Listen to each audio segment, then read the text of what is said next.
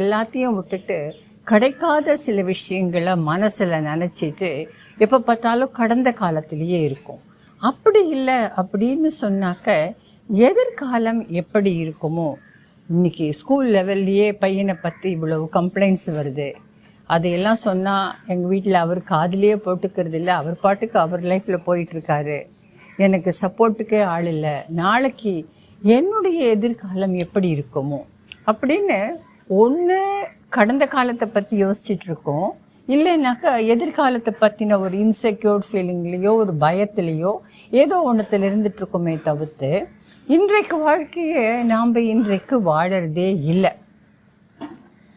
அதுக்கு முக்கியமாக நம்ம தினப்படி வேலையெல்லாம் இன்றைக்கி வாழ்க்கையை எப்படி இன்றைக்கி வாழாமலாம் இருக்கும் அப்படின்னு நீங்கள் கேட்கலாம். எப்படி வாழறோம்?